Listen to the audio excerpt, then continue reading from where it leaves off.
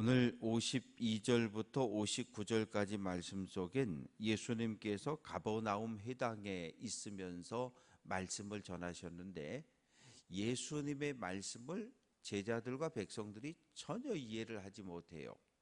왜냐하면 예수님은 하늘의 언어로 이야기를 하시는데, 이 땅에 있는 사람들은 도대체 이 말씀이 무슨 말인지를 이해를 못하는 이야기가 기록되어져 있는데, 43절부터 51절까지 예수님께서 생명의 떡에 대해서 말씀을 하셨어요. 이 생명의 떡, 이것은 예수님을 이야기하고 있는데, 이 사람들은 예수님의 말씀을 듣고 지금 둘로 쪼개진 거예요. 둘로 쪼개졌는데 도대체 이 예수님 말씀은 이해가 안 된다는 거예요. 아니 어떻게 자기 살을 주어서 우리에게 먹으라 그러지? 우리가 예수의 살을 먹으면 영생을 얻는다고, 영원한 생명을 얻는다고? 이게 말이 돼? 이게 어떻게 이런 일이 일어날 수 있어? 그래서 사람들이 서로 다투었다는 것은 주먹 잡고 멱살잡이 했다는 이야기가 아니라, 둘로 나뉘어져서 예수님의 말씀이 이해가 된다, 야 말도 안 되는 소리 하고 계신다, 서로 막 다투었다는 이야기입니다. 그래서 예수님께서 53절에서 내가 진실로 너희에게 이른다, 인자의 살을 먹지 않고 인자의 피를 마시지 아니하면 너희 속에 생명이 없다. 인자의 살, 인자의 피라고 하는 것은 우리가 성찬 예식을 통해서 늘 경험하는 일입니다. 하나님의 생명이 예수에게 전해졌고, 예수님은 그 생명을 지금 모든 사람들에게 나누어 주겠다는 거예요. 예수님을 따라오는 모든 사람들에게 하나님께 받은 영원한 생명을 나눠주겠다는 거거든요. 그런데 이해를 못하는 거죠. 그러면서 말씀하시기를 54절에서 내 살을 먹고 내 피를 마시는 자는 영생을 가졌다.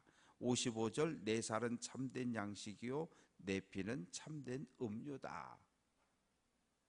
예수님이 여기서 내 살, 내 피, 이런 말씀을 계속 반복하고 있는 것은 예수님의 말씀을 이야기하는 거예요.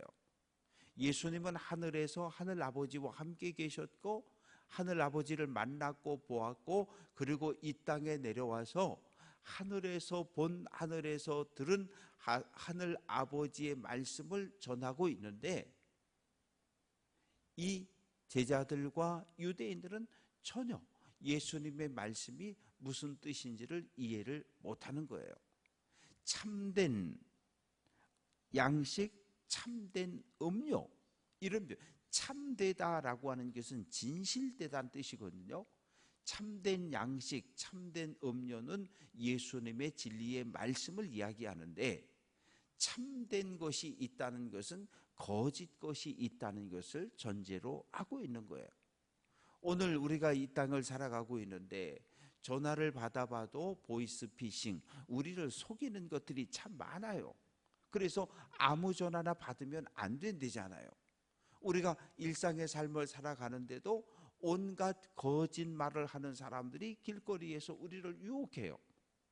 우리에게 진리라고 이야기하고 우리에게 생명의 말씀을 전한다고 이야기하지만 거짓말입니다. 그래서 예수님은 이 땅에 많은 사람들이 거짓을 전하고 거짓 말씀을 전하고 있는데, 내가 하나님이라고 거짓말하고 있는데 그들은 다 듣지 말라는 거예요. 따르지 말라는 거예요.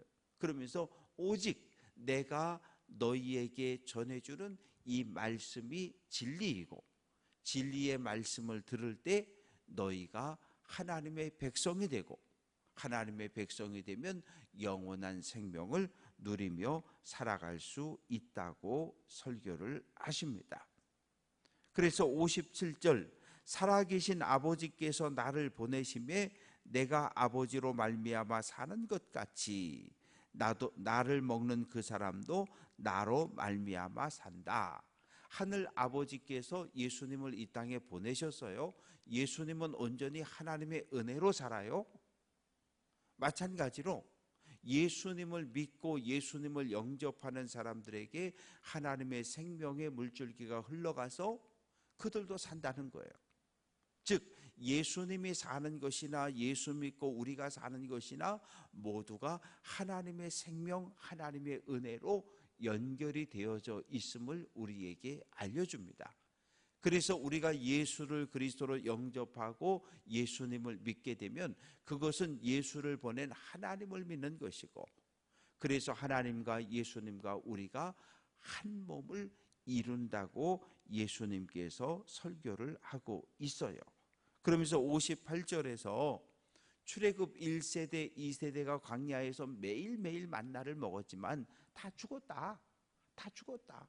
하늘에서 내려온 하늘 양식을 먹었지만 죽었다는 거예요. 그러나 오늘 내가 여러분에게 전하는 참된 양식, 참된 피, 이것을 먹고 마시면 여러분은 영원히 산다고 이야기를 합니다. 그래서 우리가 말씀을 듣는다라고 하는 것은 순종을 전제로 하는 거예요. 순종할 마음이 전혀 없으면 하나님의 말씀을 들을 이유가 없어요. 읽을 이유가 없어요. 묵상할 이유가 없어요. 왜? 하나님의 말씀은 머리로 알라고 주는 말씀이 아니라 우리의 삶으로 실천하라고 주는 말씀이기 때문이에요. 하나님의 말씀이 복잡하다? 아니요, 단순해요. 하나님을 사랑하고 하나님의 형상을 가진 이웃을 사랑하십시오. 어떻게 보면 성경은 사랑을 이야기하고 있어요. 근데 우리는 어렵대요. 어려워해요. 우리가 하루 세 끼 음식을 먹습니다. 다양한 음식, 다양한 형태를 가진 음식을 먹어요. 우리의 입을 통해서, 식도를 통해서 위에 가서 그것이 다 부서지고 우리 몸의 영양분으로서 다 흡수가 되어지는 거예요. 마찬가지로 예수님의 말씀을 우리가 아멘으로 받아들이고 그 말씀에 순종하는 삶을 살아갈 때 예수님과 우리가 하나로 연합되어지는 것이고, 예수님을 이 땅에 보내신 하늘 아버지와 우리가 하나로 연합되어지는 놀라운 신비를 경험하게 된다는 거예요. 60절부터 제자들 사이에도 갈등이 생겼습니다. 여기서 제자라고 하는 것은 꼭 12제자뿐만이 아니라 70인의 제자도 있고 훨씬 더 많은 사람들이 모여 있었는데, 야, 정말 예수님 말씀은 들어도 모르겠어. 뭔 설교가 저래? 예수님 설교는 잘 모르겠어. 그러면서 서로 수근수근 거리는 거예요. 그래서 61절에서 예수님께서 끝부분에 이 말이 너희에게 걸림이 되었느냐? 너희가 지금 나를 먹고 나를 마셔야 영원히 산다는 그 말씀을 듣고 너희가 지금 거기에 탁 걸렸느냐? 음식을 먹다가 목에 탁 걸렸느냐? 지금 예수님께서 그렇게 질문을 던지고 있습니다. 그러면서 62절, 너희는 인자가 이전에 있던 곳으로 올라가는 것을 본다면 어떻게 하겠느냐? 이건 또 무슨 소리죠? 예수님은 하늘에서 내려오셨잖아요. 그러니까 다시 하늘로 올라간다는 거예요. 이 광경을 너희가 보면 어떻게 하겠느냐는 거예요. 근데 실제로 제자들은 500여 명의 성도들이 십자가에 죽고 부활한 예수님이 감람산에서 하늘로 올라가는 것을 두 눈으로 목격했단 말이에요. 어떻게 했어요? 하나님을 찬양하며 영광을 돌리며 예루살렘으로 돌아왔다고 이야기합니다. 그러면서 63절, 살리는 것은 영이요 육은 무익하다. 살리는 것은 영이라는 말은 하나님의 능력이라는 거예요. 우리가 우리의 영혼이, 우리의 삶이 하나님의 거룩한 백성이 되는 것, 신실한 하나님의 자녀가 되는 것, 이것은 하나님의 능력으로 되는 것이고, 우리의 육은 무익하다는 얘기는 육체는 흙으로 만들어졌기 때문에 연약하다는 거예요. 연약하기 때문에 질병에 넘어지고, 연약하기 때문에 넘어지면 부러지고, 연약하기 때문에 죽음을 맞이할 수밖에 없음을 이야기를 합니다.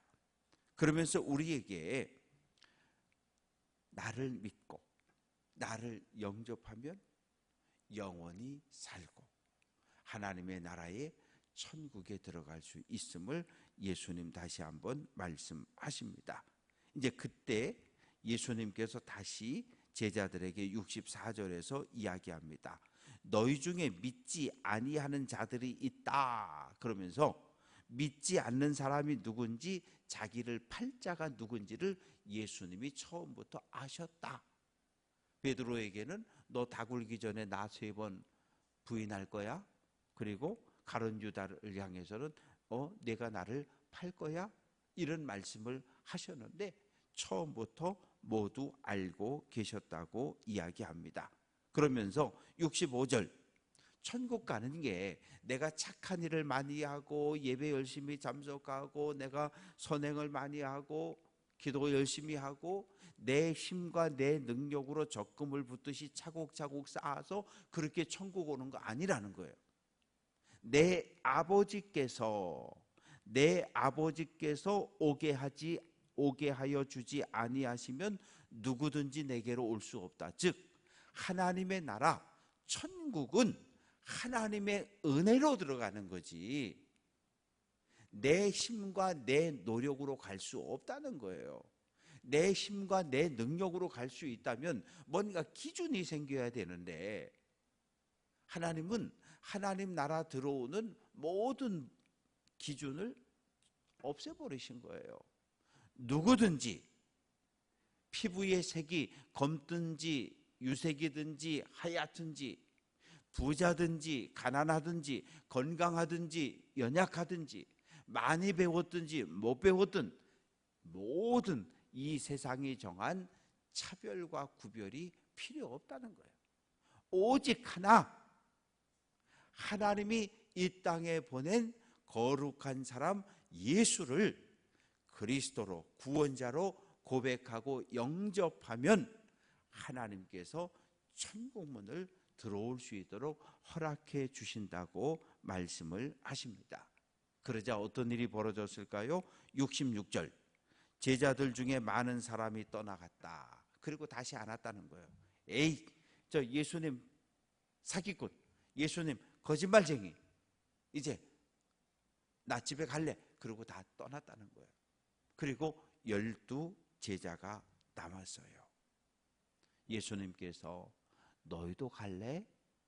그러니까 베드로가 아니요, 영생의 말씀이, 영원한 생명을 얻고 누리는 말씀이 예수님께 있는데 우리가 어디를 가겠습니까? 안 가요. 그러면서 놀라운 고백을 하는데 69절, 우리는 주는 하나님의 거룩하신 자인 줄을 믿고 알았다고 고백하는 거예요. 이게 베드로의 신앙 고백이에요. 마태, 마가, 누가에는 주는 그리스도시요 살아계신 하나님의 아들이라는 고백이 나오지만 오늘 요한복음에는 선생님, 당신은 하나님의 거룩한 사람 메시아 그리스도입니다 라고 베드로가 고백을 합니다. 그러면 예수님께서 70절에서 내가 너희 12를 택하지 않았느냐, 그런데 내가 택하고 보니까 하나는 마귀다라고 이야기하시는 거예요. 가룟 유다를 향해서 마귀다. 왜? 요한복음 14장 1절에 보면 사탄이 가룟 유다의 마음에 예수를 팔 생각을 넣었더라, 이렇게 이야기하고 있거든요. 그러니까 가룟 유다가 사탄의 도구로 쓰임을 받게 된 거예요. 그래서 71절 말씀 보면 가롯 시몬의 아들 유다를 가리키심이라. 그는 12 중에 하나로 예수를 팔 자러라. 예수님은 자기를 부인하고 자기를 버리고 도망치고 자기를 팔아먹을 사람까지도 모두 공동체 안으로 제자의 무리 속에 초대하신 거예요. 말씀을 정리합니다. 우리도 하나님의 놀라운 은혜, 하나님의 놀라운 사랑, 예수 그리스도를 통해서 구원을 얻고 하나님의 백성이 되어서 믿음의 길을 걸어가고 있습니다. 때로 우리도 예수님을 모른다고 부인할 수도 있고 또 서로 대적하고 싸울 수도 있고 그럴 수 있어요. 그러나 중요한 것은 어떤 상황에서든지 하나님 나를 죄악에서 건져주셨다라고 하는 이 믿음에는 흔들림이 없어야 돼요. 하나님 나에게 우리 가정에 베풀어 주신 수많은 하나님의 놀라운 은혜를 우리가 잊어버리면 안 돼요. 받은 은혜를 잊어버리면 감사가 끊어져요. 감사할 줄 모르는 사람의 마음은 강팍해요. 바라고 소망하는 것은 우리가 성찬 예식을 진행할 때마다 예수님의 몸, 예수님의 피라고 이야기하고 먹고 마심으로 예수와 하나로 연합이 되어지는 것처럼 우리는 홀로 가는 것이 아니라 하나님과 예수님과 성령께서 오늘 한 날도 우리의 믿음의 발걸음을 지켜주시고 우리의 사랑하는 가정과 가족들, 주님의 몸인 교회를 보호하시고 지켜주시고 동행하심을 믿고 믿음의 길을 잘 달려갈 수 있는 귀한 성도들 될 수 있기를 주님의 이름으로 축원합니다.